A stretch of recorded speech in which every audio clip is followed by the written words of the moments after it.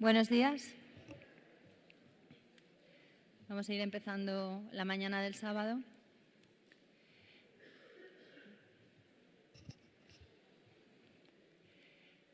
Y vamos a dar paso a la primera presentación de hoy, que nos la trae Hilde GEURTS.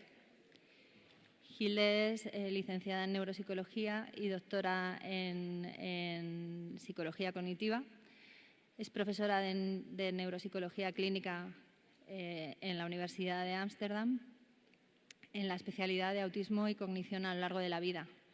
Ella hizo su tesis doctoral sobre trastorno de déficit de atención, hiperactividad y autismo y se ha especializado en aspectos cognitivos a lo largo de la vida y especialmente en las edades avanzadas, en el envejecimiento. Yo creo que es una de las personas que más trabajo de investigación, de formación y más literatura nos está dejando sobre envejecimiento y funcionamiento cognitivo en edades avanzadas. Y también apuntando estrategias para promover un envejecimiento cognitivo satisfactorio.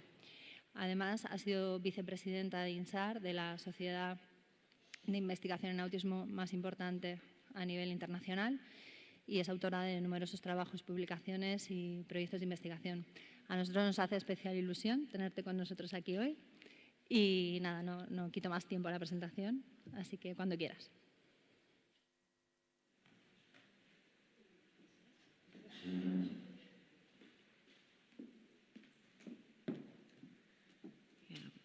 Buenos días, gracias por estar aquí sábado libre. No hablar español, lo siento, pero el resto estará en inglés. And I think that's better. People told me that I need to speak a bit slower, that I need to explain my abbreviations, and I should not make jokes because then the translation is a bit later. So I will try not to do all these kind of things, but typically I talk really fast. I use a lot of abbreviations, and I also sometimes make jokes. So I try to do differently this time. So what I will do is I will talk you through quite some research, and I also have quite some tables and figures. And sometimes you might think, oh, what does she want to say here? But relax, I will always point out where you need to focus your attention to in the picture.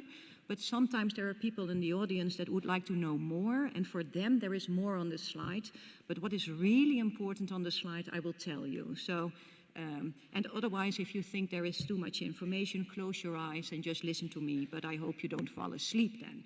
So, what I will do is I will start with my take-home messages, so you know what I want to tell you and what I want to convey in this specific talk to you. And I have 3 of them. The first one is that I think it's important that we do focus on mental health in autistic adults, but I also think there needs to be a larger focus actually on physical health, and especially on specific neurodegenerative disorders, such as, for example, dementia. And I think that is much needed. And it's not just much needed because what Jackie Rogers was telling you about the life expectancy of autistic adults, but also because we know little about it, and I will tell you more about why I think this is important. The next message I have is that there is no evidence, or little evidence, I should say, for accelerated aging, so that you age faster when you are autistic, so you have a faster decline of cognitive functions, a faster decline of bodily functions. We not see much evidence for this, while this is the dominant idea about aging and autism. And I also explain why I think we don't have so much evidence for this idea. But there are autistic adults that really feel that they are a bit older and also have what we would call an old age profile. So, and I explain what I mean by that as well. And last but not least, we also know, and we heard it throughout the conference, like, okay, we have this group of people and we call this group of people that they have an autism diagnosis or that they are autistic. But we also know that there are many differences between people. I think Richard Hastings also showed this for the families. Like not all families find it difficult to raise an autistic child. It was only a small percentage. And you see it in many domains, that there are really a wide diversity of what people have as strengths, but also as challenges in their life. So I think one of the ways to look at it is to focus on subgrouping, but we have a long way to go, and I also will explain what I mean by that. So you will see these messages over and over again. So it's a bit of an indoctrination, I would say, because at the end you can dream them. So I will start with telling you a bit of the background. Why do I focus on old age? And then I go through 3 main domains: health, cognition, and subgrouping, and I will talk about that. But first things first, of course. And it might feel odd that I start with a definition of autism at the end of an autism conference, but I always think it's good to know where a speaker stands. So what is their theoretical ground where they start when they talk about autism? So I believe that autism is a neurodevelopmental condition and that autistic people have a different starting value in life. And what I mean by that is that there is a different genetic makeup, and this different genetic makeup results in this early atypical brain development. And this early different start can also already result in co-occurring health conditions, such as, for example, what is really prevalent, epilepsy. And there are others. So this is the start. So that's more of a medical model, I would say. Now, this atypical brain development will already result in that you might perceive the world differently. And if you perceive the world differently, you will process the information differently. So you have a different cognitive style. So that's one reason for a different cognitive style. But another reason is that perhaps the world around you is not suitable for your way of processing information. So you adjust your processing of information even more. So that's what I mean with the second statement. And last but not least, there can be a mismatch in how you perceive the world and what you would like to do and what's best for you and what is needed in the environment where you are living. So this might result also in some disabilities, that people have a lot of challenges, but also in other kind of co-occurring health conditions, such, for example, anxiety, where Jackie talked about, but also mood disorders or others. So I talk about autism as a disability instead of a disorder and as being part of neurodiversity. Now, for those that like to see pictures, I also have a picture. And this is a picture I took from the Lancet paper. It's a Lancet commissioned paper. I can recommend to read it because it's an update on all the latest finding in the autism field. And I'm not going through all the details, but I want to point to you that here, for example, it's about a mental health problem. I regret that they didn't include physical health problems, but because we know they are there. But the reason I show you this specific graph is that they say here as well, like, okay, there are some kind of neurobiological mechanisms that might result in mental health problems and other kind of difficulties. You have some experiences in your life, partly due to this different neurobiological makeup, and that again can result in kind of mental health difficulties, in some kind of mental health difficulties. But this, again, the fact that you have, for example, anxiety also impacts how you will deal with your regular life. So it's a feedback loop all the time. So I would say we embrace both a medical model and a social model. And as a clinical neuropsychologist, we always actually state that we use a biopsychosocial model. And I think we should use the social model more. A lot of us, I think, are trained as a psychologist or a psychiatrist, but mainly the medical model, and a part of the social model might be new, but I think it's important when we truly want to be of help of autistic people. What you also see when you focus on this upper line of the graph, you see that it's about infancy, early to middle childhood, adolescence, and adulthood. But adulthood is really short here, but it's the longest period of your life, or at least that's what we all hope. So old age should be part of it. But if we go through the literature on old age, we actually see that there is hardly any. All the knowledge we have about autism is mainly focused based on research in childhood or young adulthood. So in 2011, almost over 10 years ago, that's when I started out with autism and aging research. There was this review paper about how many papers were there published about autism and how many of them were actually about old age. And old age was over 55 years of age, so not really old. And there were only 4 data papers by then, so hardly anything. It was 0%, but only there were 4. So there was recently a new paper, and they said, okay, we do better now. There are now 38 studies, but also the numbers of studies on autism increased tremendously. So it's still like a small percentage, only 2% or something is about old age, or older than 55 years of age. So what are people's future prospects? What do we know about old age?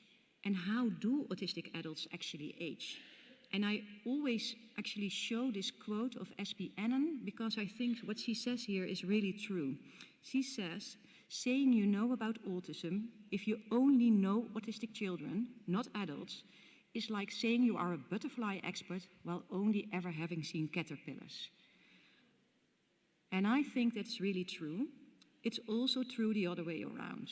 If you focus on adults that are autistic, you need to know a bit about childhood autism because it's important to have this knowledge to truly understand what is going on. Now, she was not the first saying this, actually. Asperger also said it already in his first paper on autism, and it's in German here, but what he's saying is here that to understand autism might be much more fruitful if we actually also focus on adults. So, of course, because I'm focusing on adults, I completely agree with Asperger here. Now, why would you focus on old age? Why would it be interesting in itself?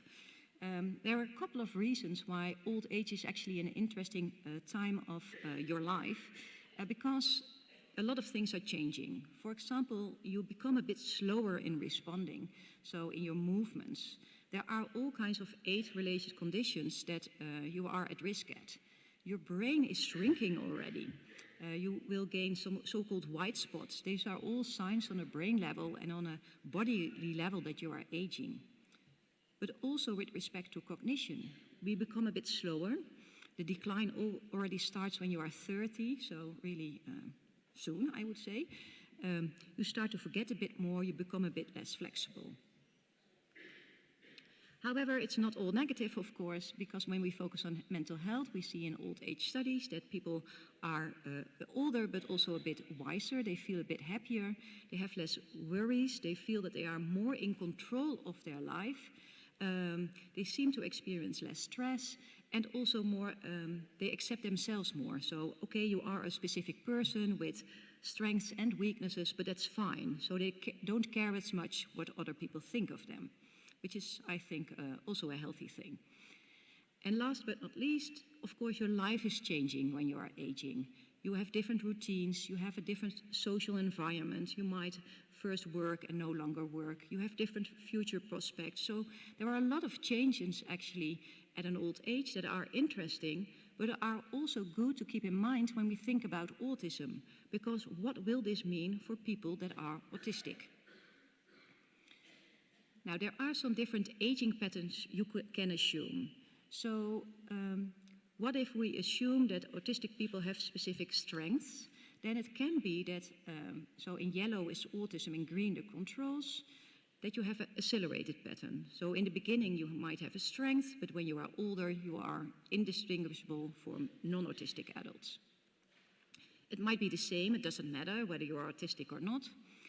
Or it might be somehow protective, so you have a decline as an autistic person, but there is a steeper decline when you are not autistic. Now, this might be not the most likely pattern, because we know that autistic people often encounter difficulties when young, especially in those domains that are of interest when you talk about cognitive aging and aging in general. So I think the pattern is more like this. So what you see here is that the controls at a young age perform better than the autistic group on whatever measure, so just have something in mind. And when we focus on accelerated aging, the first pattern, we all decline, but the autistic group might decline faster. And one of the reasons why this is the dominant assumption is because younger in life people are already a bit slower, or at least a group, are less flexible in some circumstances, have difficulty dealing with uncertainty, as was spoken about yesterday, but also have experience in life that are also a risk factor for accelerated aging, such as stress or economic problems or all these kind of things. And last but not least, people have to work really hard when they have to deal with the world, and they might use their so-called cognitive reserve. So there are all kinds of things why you could believe that there might be accelerated aging. So this is the dominant hypothesis. This, I think, doesn't matter whether you're autistic or not, that we all decline in the same speed might also be true, and that's I would call the null hypothesis. So there are not that many differences. However, what is good to realize here is the following. If you compare someone that is autistic at a middle age, so the dark blue arrow, with someone that is old and is not autistic, they might show the same profile. And this is important because this means that people are already feeling old and might have an old age profile. So when I talk about that there might be a higher prevalence of age-related conditions and an old age profile at a younger age, this is true for pattern 1 and pattern 2. And I don't really see you, so I can't see whether it's clear, but I hope this is really important that you realize that even when there is a decline at the same speed, people might show an old age cognitive profile at a younger age than you will see in the general population. Now, the last one is actually the most positive one, that being autistic is somehow protective. So this is this one. And what I mean by this is that it can be that because you are living in an autism-unfriendly world, you might have changed all kinds of ways how you solve problems, and you actually changed it in such a way that these strategies can be useful to solve problems when other aspects of your cognition are declining. Now, I first want to talk a bit about the literature, not about autism, but the broader autism phenotype. So in the general population, the autism traits people might have and how this is related to aging. There were 2 really large studies done in this domain.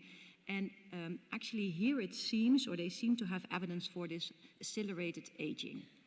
So what they found is actually that a higher amount of autistic traits is related to a faster pace of aging, and they had all kinds of measures for this. Older facial age already, worse mental health, and worse physical health. This is a longitudinal study, but what you see here is that the oldest participants were 45 years of age. So this is what I call being young, or middle age. So it's not really old yet. So the second study is also about autistic traits, and here they show that it's related to a greater risk for mental but not for physical health problems. And here the people were between 50 and 81 years of age, so much older, but it's all about traits.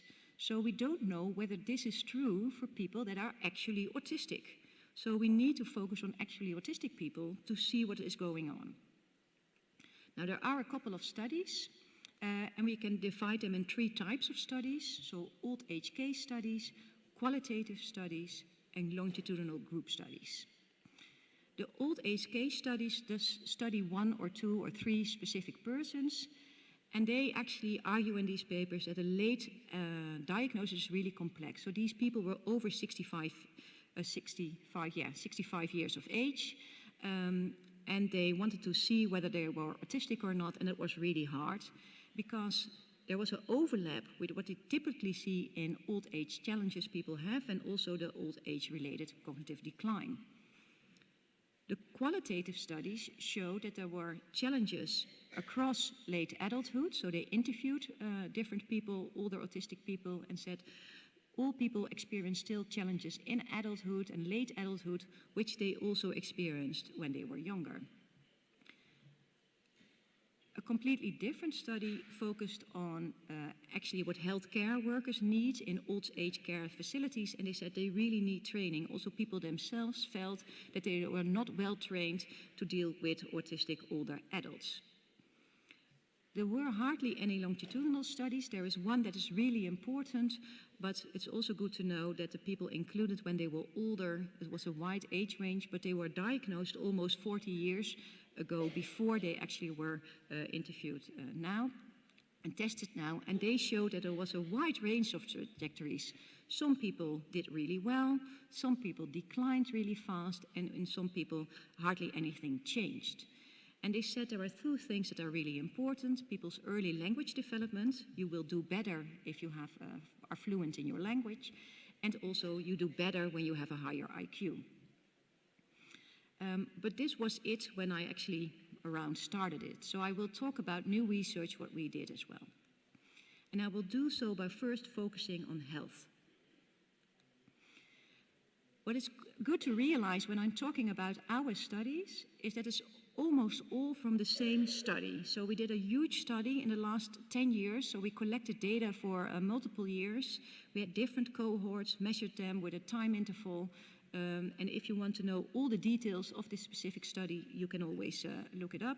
All measures are in there. Also, when you would like to collaborate on some of the measures, just let me know. What is also good to know is that we do all our research together with autistic older individuals themselves. So our first step in our research is always talking to clinicians and talking to autistic adults what they believe is really important when we focus on this specific topic. And then the next step, step 2, is giving a lot of people a lot of questionnaires. You will see it later on. And then after this, we do interviews, and we also do some cognitive testing, but it's a bit of a smaller group. Then we analyze the data in all kinds of, sometimes really fancy ways. And then we have the data. And then we go back to our clinicians and our autistic adults that are participating in our research and ask, okay, this is how we interpret the data, but how would you interpret the data? What do you recognize and what don't you understand? What do you think of our explanations? And then the last step is that we talk about it in audiences like this. What is also good to know that the people in our groups do not have an intellectual disability. So what I say does not, by definition, count for the people with an intellectual disability. And most of the people actually happen to have a diagnosis only set in adulthood. So that's also an important part. Now, if we focus on the prevalence of the co-occurring health conditions, you already saw it yesterday when we talked about anxiety. There is a high prevalence of co-occurring physical and mental health conditions across the autistic adult lifespan. And if you look at the top 4 of the physical health conditions, that are the immune disorders, sleep disorders, cardiovascular problems, and gastrointestinal problems. For example, sleep problems happen to be at almost 85% of the people, so they are really, really common in many autistic individuals. If we focus on mental health, I would argue that the top 4, what we see is anxiety and mood, and from the mood disorders, mainly depression, psychosis, and ADHD. Now, what is the cause of this? I already said to you it can be that it's partly the same etiological origin. It can be partly due to being autistic in an autism-unfriendly environment. Some of these problems can also be caused by long-term medication used, especially the older kind of medications used in the past. And it can, of course, be a mixture of these kind of things. The first study I want to discuss is focusing on gastrointestinal problems. We did a study in our what we call academic workplace. There we work together with advocacy organizations, clinicians, and universities to see what kind of research we should do. And what we always do at the end of the research, we make a fact sheet with all the information so people can have the information themselves. And what we did here, it's in Dutch, so the translator won't translate this. I will for you. There were gastrointestinal problems in 36% of the autistic adults and in 21% of the general population. So it's also rather common in the general population, but even more common in the autistic population.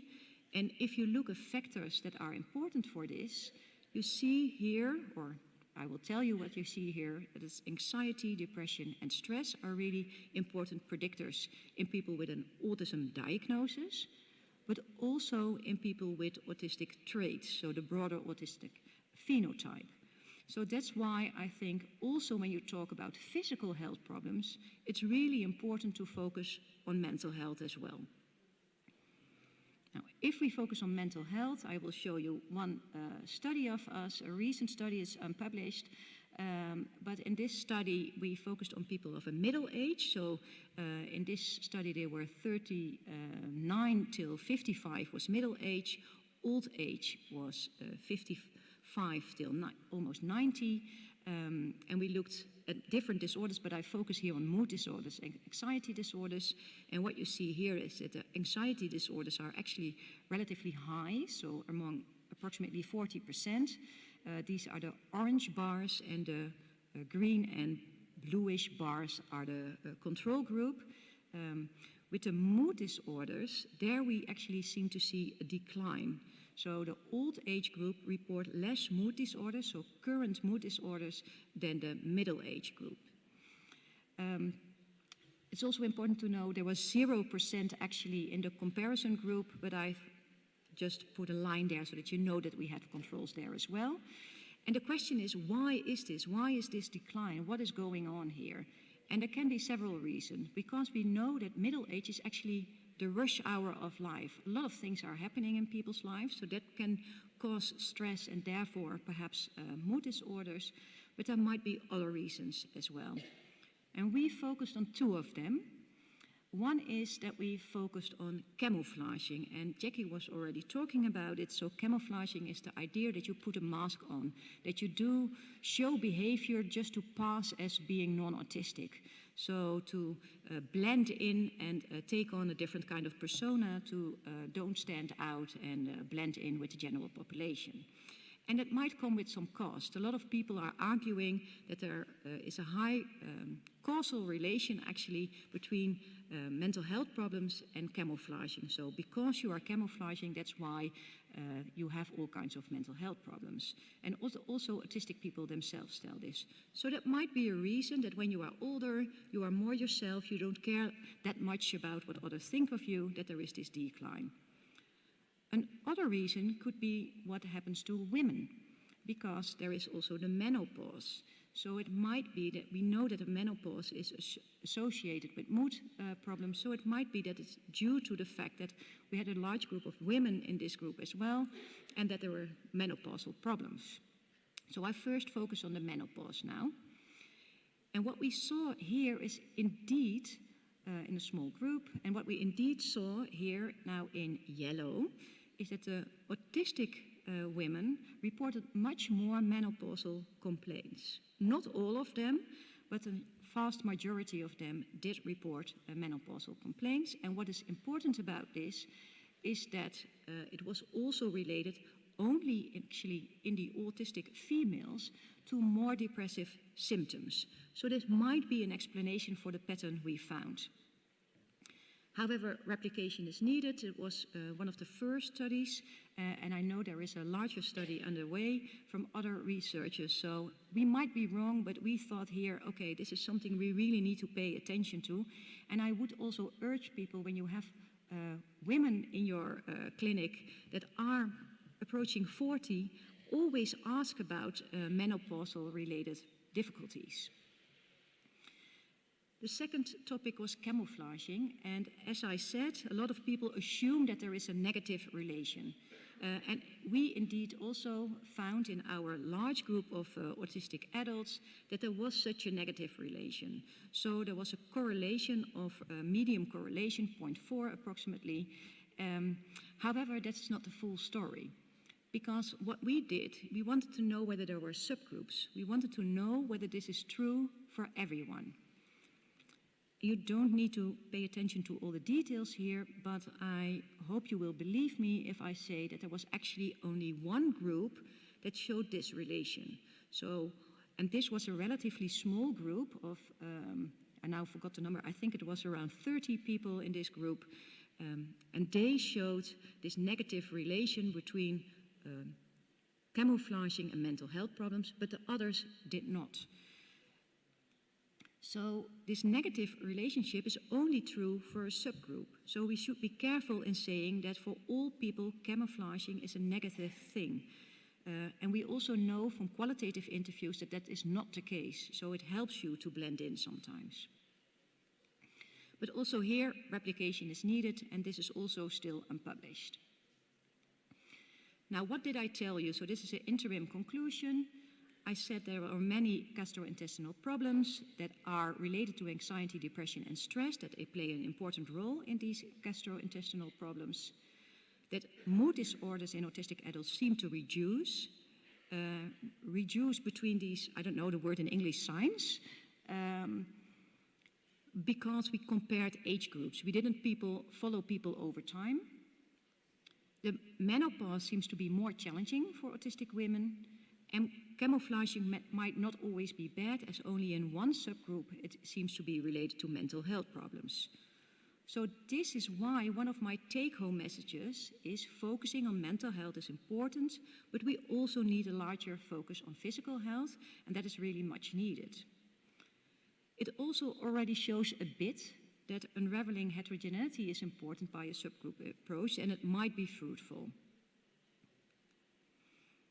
So what about cognition and subgrouping? So there is one study that is focusing really on old age and all kind of co-occurring conditions. So you see the same kind of conditions I already spoke about, and cognitive disorders is one of them. So they showed that there is more dementia in this specific group, but also other kind of age-related diseases that are associated with cognitive difficulties. So just to remind you, this will fit with pattern 1, the accelerated aging pattern, but also with the parallel aging pattern. However, what is difficult with this study is for two reasons. One is that almost half of the participants had an intellectual disability. So are these difficulties due to having intellectual disabilities? Still super important, but it might not be related to being autistic. And two, it might be that they have a false diagnosis of dementia because the behavior might be similar, what I showed you in this parallel aging, and that's called phenotypic mimicry. So this is why I think we also should focus still more on specific neurodegenerative diseases. We hardly know anything about these specific physical health problems. And one first step you can do is actually focus on experience. Do people experience cognitive problems? And also actually measure cognition. So that is what we did. So we first asked people, do you experience all kinds of cognitive problems? So we used the so-called cognitive failures questionnaire. In yellow, the autism group again. In green, the control group again. And autistic adults report much more cognitive failures. So thinking about things that you can't find your phone, or that you go to a specific room because you want to get something there, and when you are there, you don't know what you want to get there, or you can't find specific words. If you have this, that's fine. We all have this, or at least I do, but autistic people have it more. And it might be a sign of cognitive decline. We don't know yet. And we replicated this many times, so this is really clear. However, you can have these cognitive problems, but it doesn't mean, or experience cognitive problems, that you actually have a cognitive problem when we measure it on a test. So we set out to do some testing. So we had a study, study 1, and we looked at different cognitive aspects. We focused on working memory, so keeping something in mind while you do something else, like a grocery shopping list, and every time when you picked something from the grocery, you have to skip it from the list and go to the next thing in your head. There were no differences there. When we focus on generativity, to come up with as many solutions as you can for a specific problem, is a part of executive functioning, so EF, and theory of mind, we did see that the autism group showed more difficulties with these tasks than the control group. And when we focus on verbal memory, so immediate recall, so directly after you gave people a list of words, can you remember them? There were no differences, but also not in delayed recall, DR, after 20 minutes. But when we focus on visual memory, we saw actually that the autism group outperformed the control group. Now the question is, can we replicate this if we do it again? So we did it again with a separate group of people. They were slightly older. And what we found was actually that for working memory, generativity, theory of mind, we found the same pattern, but not so much for verbal memory and for visual memory. But I didn't say anything about aging yet, so is there a different pattern of aging then? So these are just the group differences, and I didn't talk about age. So we had these three patterns. We didn't find evidence for this pattern. We did find a lot of evidence for this specific pattern. So remember, a similar decline that an autistic adult presents on a younger age as an older person. That is what it means, the arrows I showed you in the beginning. But we also found this pattern. So on visual working memory and visual memory, we saw that in the end there were no differences between autistic adults and non-autistic adults. And one of the things we thought, it might be that people have a cognitive style that is disadvantageous early on in life, but advantageous later on in life. But of course, also here we should first replicate it. So did we? Now, I will talk you through this graph. We first look at the effect of age. Yes, indeed, we are declining on many aspects. We looked at the difference in group. I already showed you there were some differences in groups. But what is important for these patterns, so pattern 1 and 3, that there is a so-called interaction, and we didn't find any. So partial replication, we replicated the parallel effects, but not a protective effect. So if we see this graph, we didn't find this, we did find this, and we didn't find this anymore. Yeah, so that is why it's always important to check your own findings, because I think 5 years ago I had a slightly different story. But some people will argue, yeah, the mean age, you didn't probably see it, but the mean age is still around 50. You should really include even older people, and then you will see the accelerated aging. So if you ask something, we do it. So we included older people, only older people, different sample, 60 till 85 years of age. Again, hardly any differences, but also no differences anymore on working memory and all kinds of executive functioning. People do still report that they have problems. So also here we found actually what we would call parallel aging.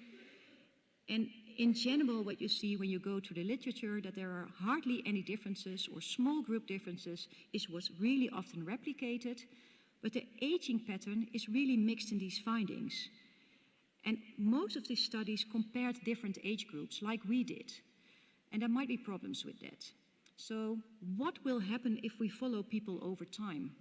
Will there be a decline then or visible then? So what we did, we set out to do this. And we followed people over time in the last, so approximately between 2 and 7 years time interval. It was different for different people. I'm not going to talk about all the details here, but we looked at all kinds of different cognitive domains, and in general what we found is no differences between groups in decline or improvement. Some people were declining, some people were improving, but it was the same for the autistic group as the non-autistic group. So there was the same percentage of people that were declining or improving or staying the same, and the majority of people were not changing. And this finding is again in line with parallel aging. So also in longitudinal data, this is what we find. So there it is, parallel aging, you would say. That would be great. However, there are others that also study this topic. And there are a bit of mixed findings.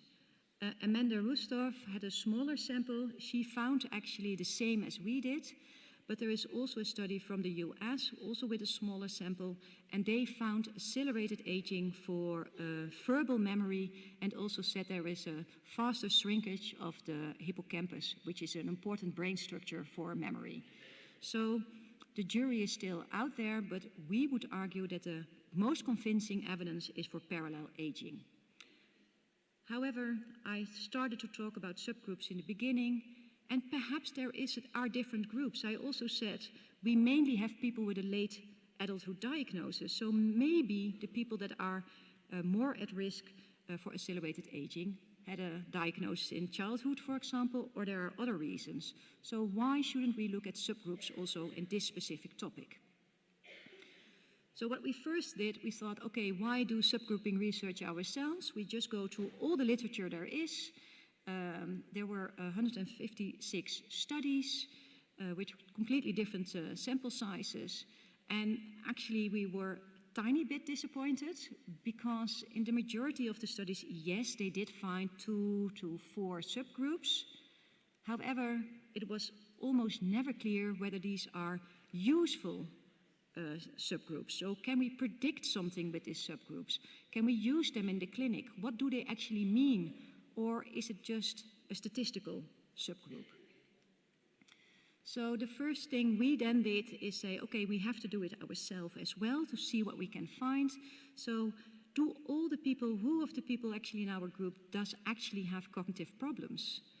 Because we found group differences, but the differences were small.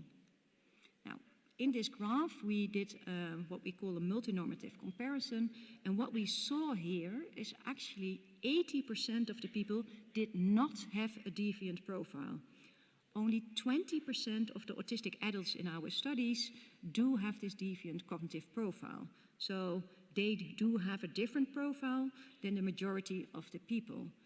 So it could well be that these are the people that are at risk for accelerated aging, or these are the people that might need some different type of interventions than the rest of the people. But we also thought, okay, this is cognition, perhaps we should look at it in a different way. So subgrouping in a slightly different way than we did here, not based on cognition, but some of the things we can actually change. And because cognition, if it's declining, we can do some things, but it's really hard to train or to change things. So why don't we focus on factors we can actually impact, influence in the clinic? So we had 2 different data sets, larger data sets, and we gave a lot of people questionnaires. And these were all questionnaires you can also use in a clinical setting. So there were questionnaires about autism traits, but there were also questionnaires about all kinds of different aspects we know that are related to aging or accelerated aging in the general populations, such as, for example, the feeling of being in control, mastery, to be physically active, to experience emotional support. These are all positive things that really protects people a bit about for accelerated aging. But there are also things we can impact in the clinic. We can help people to have a different coping style. We can help people to have a bit more to become more physically active. We can help people to get more emotional support. So we want to have subgroups based on these kind of measures. And we want to test whether these are useful by saying, okay, if these are valid subgroups, we should show that they are different in their quality of life. We should show that they are different in their mental health, and we should show that they are different in their cognitive failures, because that is where I'm interested in these cognitive failures. So what we did, you don't need to see the details again here, but I show them for people that might be interested. But we first showed whether there's a difference between the autism group and the non-autistic group, and there was a clear difference, so there were really clear separate groups. We also included people with ADHD. They were equally divided across these 2 groups. And in the end, we found 3 autism subgroups, and 2 of them we can actually do something with. So, and I show them here in the graph. What you see here is the original data set. So in the first data set, we checked, okay, how many subgroups did we find? We found 3, but the third one was super small. And the second time, we also found 3, but again, the third one was super small. That's the orange one.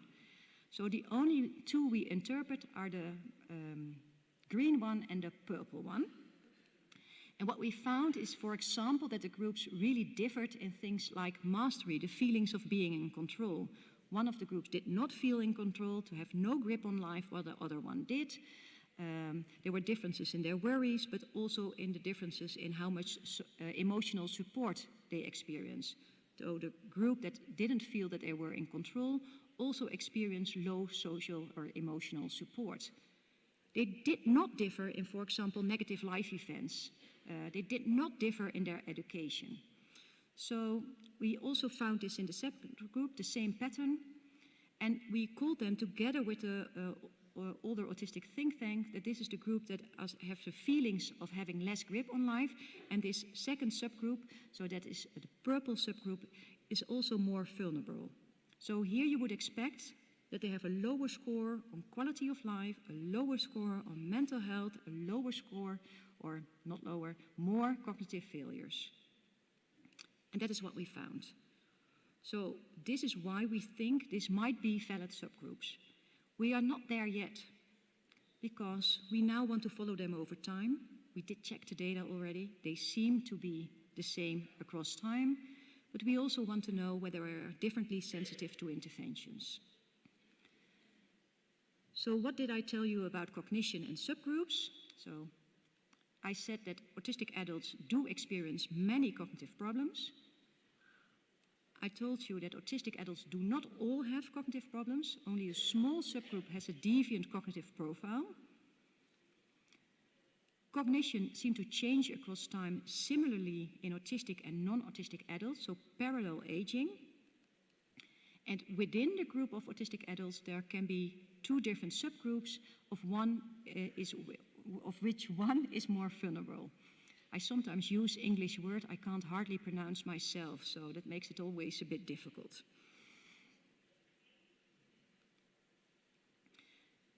So this is why my second take-home message is there is little evidence for accelerated cognitive aging, but some autistic adults have an old age profile and feel old.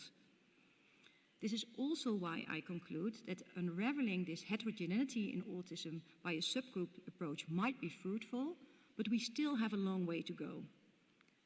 So what do I mean with this last part of this sentence?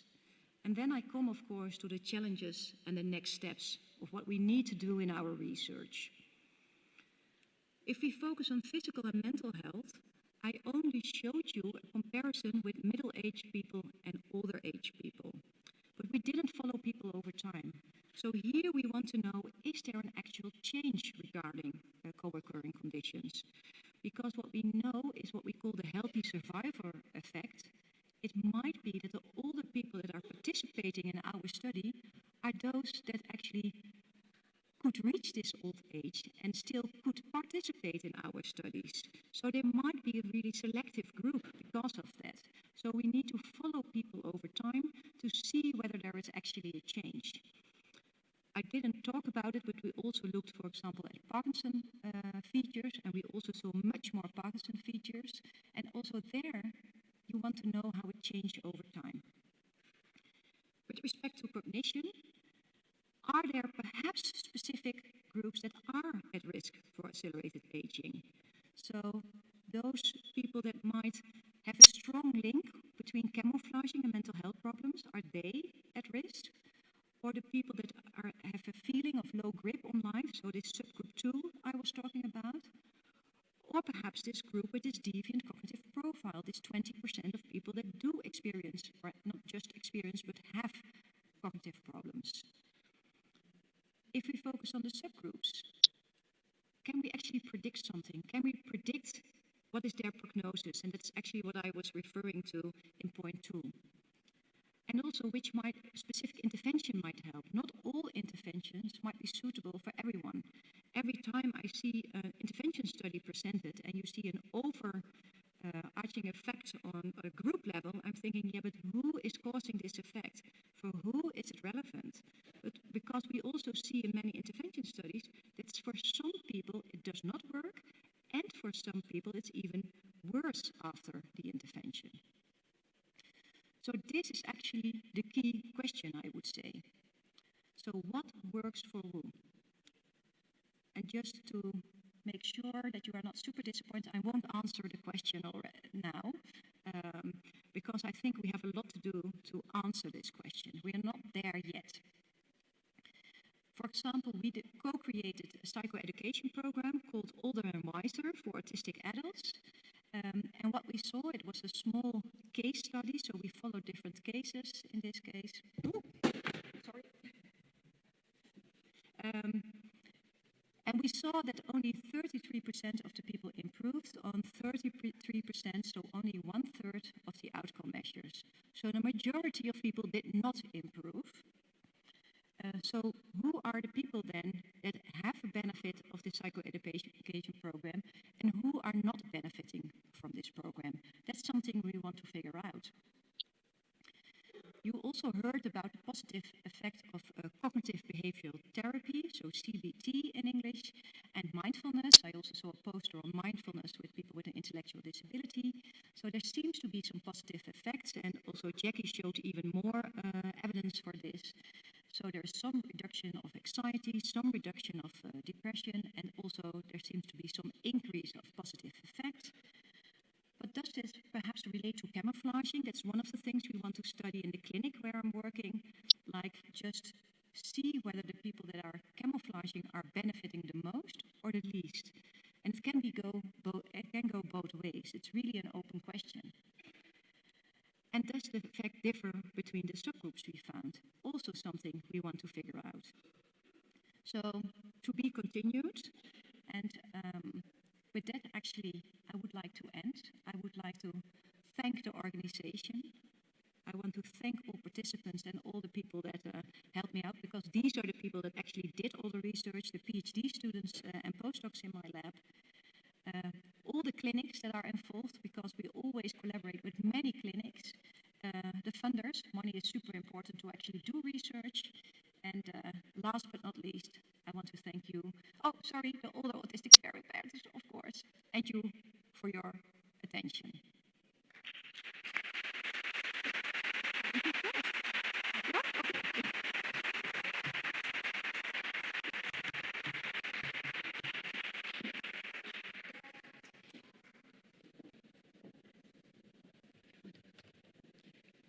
Muchas gracias, Hilde, por la fantástica presentación, tan completa, tan estructurada y tan adaptada al tiempo también.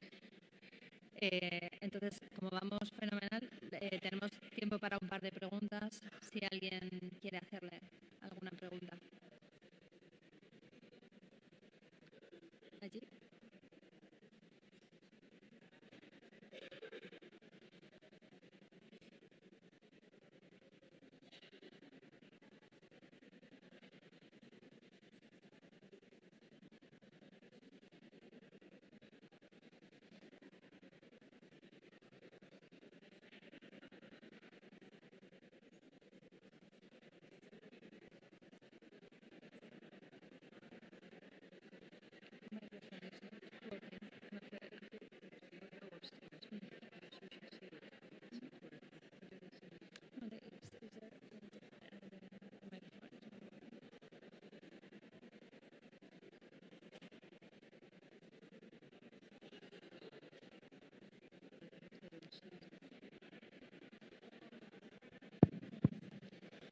Bueno, muchas gracias por la charla.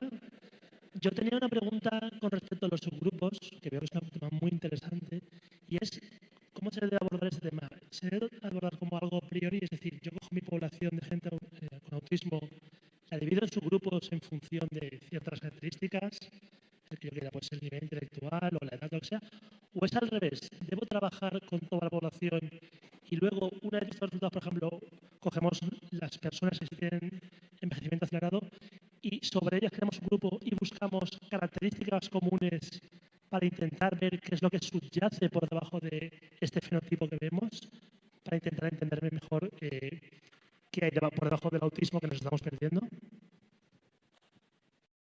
Yeah, that's a perfect question. I think we should do both. So I would say bottom up and top down. So we... Oh, I said it was a perfect question. So I think we should do both. So bottom up and top down. And that's also what we try to do. So we focus on, okay, we now know based on the data what kind of subgroups there might be. So let's divide people into the subgroups. And just to be super clear, it might be that these subgroups that are relevant in adulthood are not relevant at all at childhood. So they are only relevant for a specific period of time. And then we're going to see, does it matter in which subgroup you are for the intervention? But we also do it the other way around. So now we are 7 years later for the first participant. So we're going to look now who is actually declining. And if we look back in the past, who were they? Were they different in the past as well? So I think we should do both to truly understand it. I completely agree that we need both approaches. Yeah. But I don't have the answer yet of this second part because we stopped, the data collection was finished last February, and we have this huge pile of data, and we are trying to work ourselves through. ¿Hay otra pregunta por aquí? Sorry. Yeah. Hola, buenos días. Desde streaming hay una pregunta de cómo se trabajaría el tema de envejecimiento y menopausia en mujeres con sintomatología depresiva debido a la menopausia.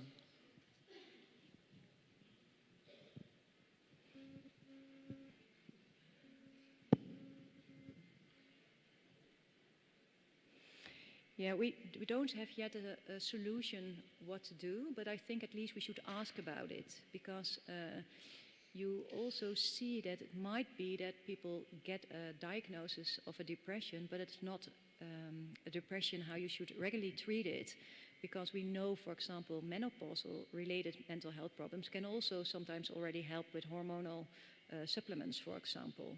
So what is the cause of the depression or complaints related to mood is really important. And also we see in our clinic that we often see women between 40 and 50 that they come to the clinic to see what is going on and whether they might be autistic or not. And I always think, okay, but ask about, is it really that they can't cope with some things in life anymore because they are actually autistic, or is it that there are so many things changing in their body and in their mind? I have this age as well, so I know a lot about it. So I look through the literature, of course. And there I see that you should really do something about the menopausal complaints as well, because it might be that a lot of things are disappearing when they get treatment for that. I hope that answers the question. ¿Había otra pregunta? Sí, perdón. Buenos días, aquí. Buenas. Hola. Sorry. Hola. Buenas. No sé si lo he entendido bien, que solo un grupo de 30 personas de las 300 eran las que podían tener problemas de salud mental debidas al camuflaje. O sea, un subgrupo tan pequeño. ¿Lo he entendido así? ¿Era así o era al revés? No, you understood it rightly. So across the whole group, across the 300, we found this correlation, what is typically found in the literature. And then we said, okay, now let's use a strategy, a statistical strategy, that they just go look for the data in which group you actually found this relationship. And then we found it actually only in all of them there was a slight relationship, but only in one there was a strong relationship. So only in one group there was a really strong relation between mental health. So exactly how you interpret it. There was also a fifth group I didn't talk about. They experienced so much mental health problems, that's our hypothesis, that camouflaging they were not able to camouflage anymore. Because it's also something you need to be able to do, to camouflage. Not everyone can camouflage, a lot of people can't. So yeah, in our study we only found a small group that actually for them there was a strong relation. We need to check the analysis still, but really hot off the press. We analyzed our data next week to see also what predicts what. Does camouflaging predict future mental health problems, or do mental health problems predict future camouflaging? And actually the people that camouflage more at time 1 have less mental health problems. And it's completely opposite to what people think and what's in the literature. So we're not sure whether we are sure about this, so we're going to check it again. But so far that actually seems to be the case. So I think also when you have all these studies that focus on these qualitative interviews, people do describe also positive effects. And it might be in some part in your life it might be positive, and in other parts of your life it might be negative. So it's also depending on your life phase where you are in. It helps people to get a job sometimes. It might help people to get bullied less. So it's not just negative. And that's sometimes what you read through all the stories in the literature or online or, yeah. Muchas gracias, Hilde.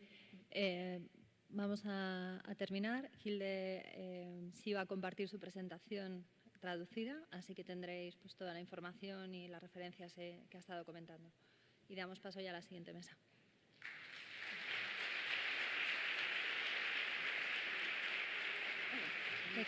Muy bien.